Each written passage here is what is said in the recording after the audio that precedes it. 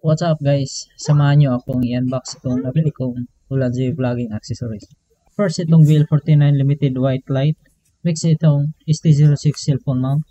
Third, itong GoQuick 2B6 set.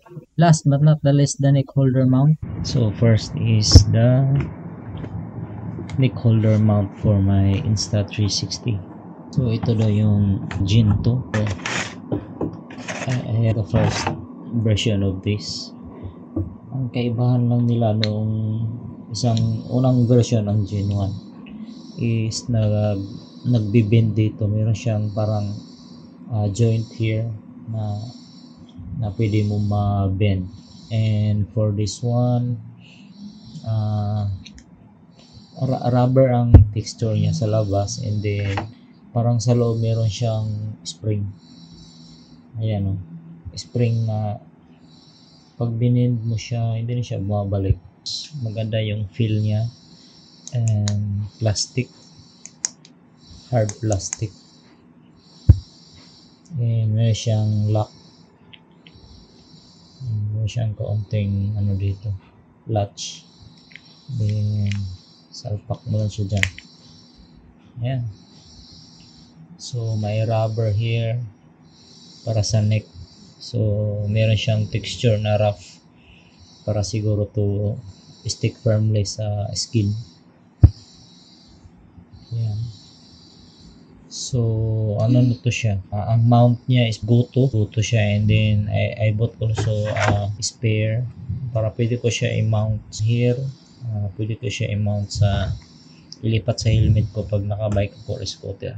So ang kasama sa package ng neck holder mount is ayan, meron siya nito mount. So meron ding screw and then mount na kasama. Yan. Yan o.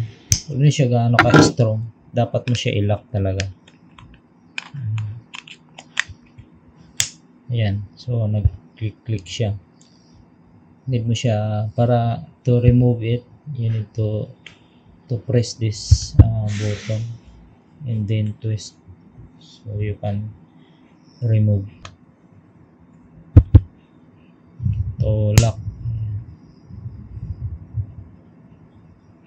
Pero I don't know if tingin ko hindi siya kaya pag nakabike ka na tanggalin mo na isang kamay lang.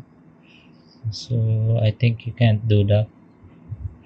So iniisip ko kasi kung kaya siya tanggalin ng isang kamay and then from chest, lipat mo yung, for example sa hand, pwede rin sa helmet. You can see ang magnet niya hindi ganun kalakas. So for safety talaga need mo siya i-twist. So this is how it looks like when you wear it. Yeah. Kuha ko ng footage. Saka pwede natin gamitin to pag nag-jog. Is it recording? Yes. Yes. Tatalong-talong tayo. So next, itong GoQuick 2B6 set.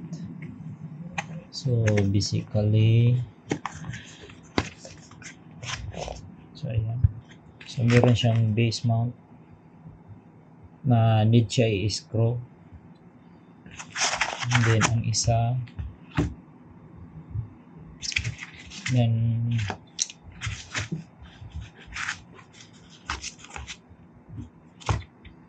meron din siya nito. And also here kung meron kang tripod, you can quickly mount this base mount. So for example this one.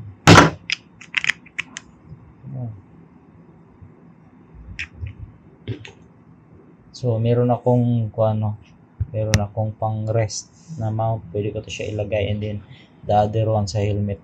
So this is my purpose why I bought this one. So ayun, para ilipat-lipat ko na lang siya without hassle. So cellphone mount Ulanzi ST-06 para Kung gagawa ko ng video at need ko ng 2 different angles. Hindi siya i-rotate, vertical at saka horizontal. So hindi ito yung screw type, meron siyang lock. Pwede siya i-rotate. Wala siyang need higpitan o luwagan, pero sturdy naman siya. Matigas siya pag i-rotate. So basically pag naka portrait or naka landscape yung cellphone mo, ganitong setup, ganyan, hindi siya iikot. So basically hindi siya masyadong maganda kasi tumatama tong kuwan. So basically nasa gilid siya. Matibay naman. Matibay siya. Next is bumili din ako ng Ulanzi VL49 limited white version ng light. So the same quality plastic, made of plastic. This is Ulanzi VL49. So meron siyang 2000 milliamp battery or 2 ampere hour na battery inside. So meron siyang control na siguro increase and decrease sa light intensity, and merong mode, merong on off. Meron din siyang cold shoe. Yan, pwede kang mag-mount ng din dyan, microphone. Try natin i-on. So hindi siya masakit sa mata. Try natin ibang mode.